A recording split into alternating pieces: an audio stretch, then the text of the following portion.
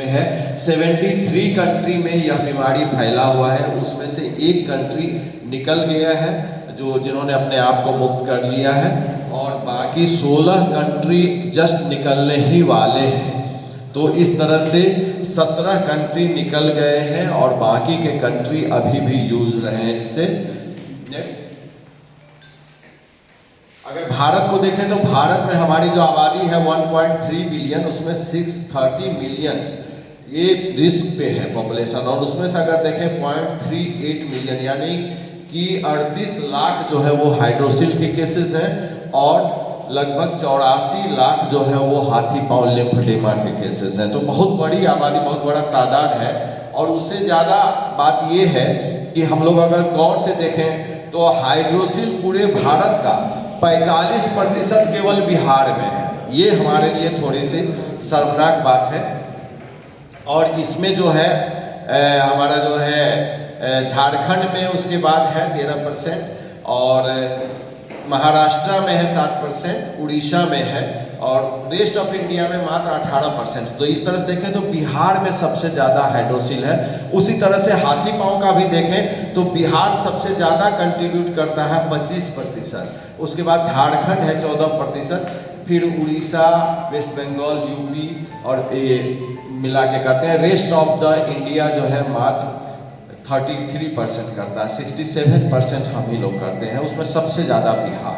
Next, तो ये बिहार में ये बीमारी ऐसी नहीं कि नहीं है, वो 600 साल पहले जो है सुश्रुत के समय में भी ये बीमारी थी, और सुश्रुत संहिता में इसका वर्णन है। मैं केवल ये बता रहा हूँ कि कोई नई बीमारी नहीं है, लेकिन इसके बचाव के उपाय नए किए जा रहे हैं, और हम लोग सरकार जो अब इसको गंभीरता से ले रही है। नेग्लेक्टेड ट्रॉपिकल डिजीज का पार्ट है, और नेग्लेक्टेड लोगों के पीछे बने जो गरीबों में निहायत गरीब लोग हैं उसकी बीमारी है, शायद इसीलिए ये इस हालत में रह गया है। नेक्स्ट, अगर देखें तो सरकार का प्रयास 1955 में शुरू हुआ था, लेकिन अभी तक उतने अच्छे कार्य नहीं हो पाए थे, सही ढंग से गंभीरता से नहीं लिया गया था। और मास ड्रग एडमिनिस्ट्रेशन 2004 से शुरू हुआ है, लेकिन 2004 से चलने के बावजूद भी पूरे देश में अभी फाइलेरिया उस कदर है, और बिहार को अगर देखें तो 38 जिला में है।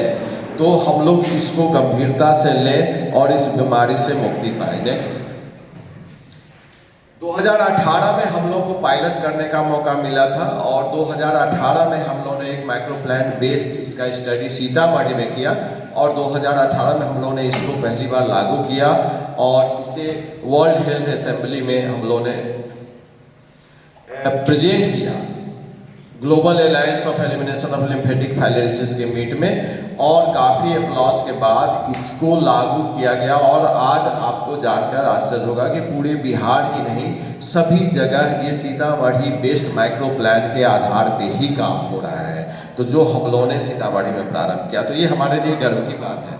नेक्स्ट,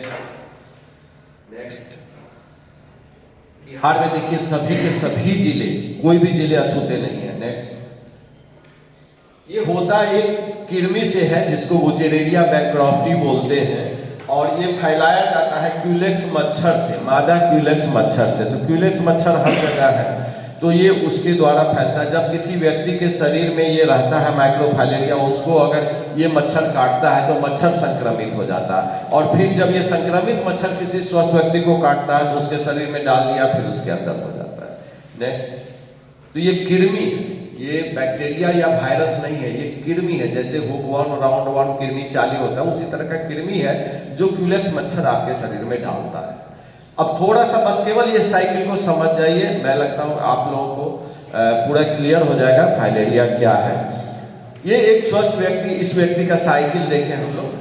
अभी जो हम लोग बात किए कि जब मच्छर संक्रमित हो जाता है और दूसरे को, तो मान लीजिए क्यूलेक्स संक्रमित मच्छर है, ये जब किसी व्यक्ति को काटता है तो इसके लिम्फेटिक्स में इसको डाल देता है। अब ये माइक्रोफाइलेरिया इनके बॉडी में आ गया।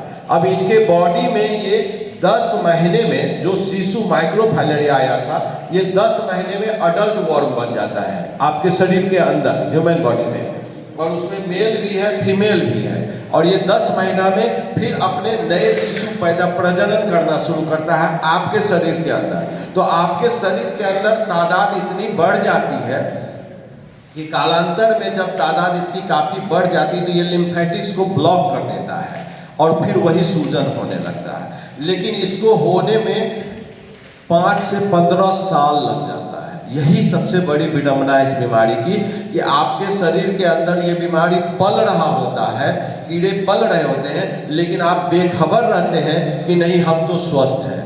और यही सबसे बड़ा कारण इस कार्यक्रम के फेल्योर का भी है कि लोग समझते हैं हम स्वस्थ हैं, हम दवा क्यों खाएं।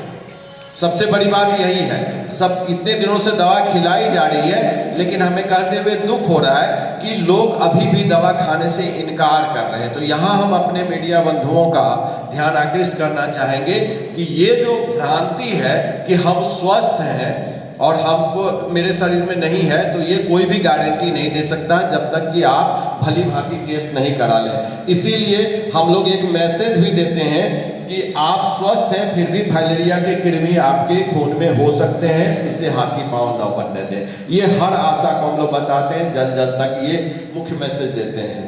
तो ये इसी तरह से हो जाता है, 5 से 15 साल लगता है। और ये जब 10 महीने में बच्चे देते हैं तो ये छोटे बच्चे फिर दूसरा मच्छर लिया इससे, और ये मच्छर फिर 10 दिन में इसके अंदर में वो इन्फेक्टिव स्टेज में जाता है, फिर ये स्वस्थ व्यक्ति को काटता है। तो ये क्रम चलता रहता है, किसी को काटा फिर उससे उसको, उससे उसको, उससे इसको।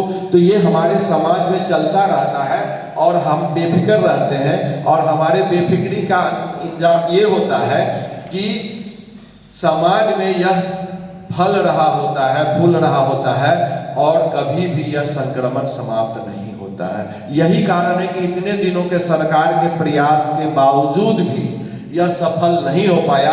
जब तक इसको जन आंदोलन का रूप नहीं दिया जाए और जब तक सब लोग इसको मिल के नहीं खाए, सारे लोग, तब तक यह बीमारी जड़ से नहीं हटेगी। नेक्स्ट।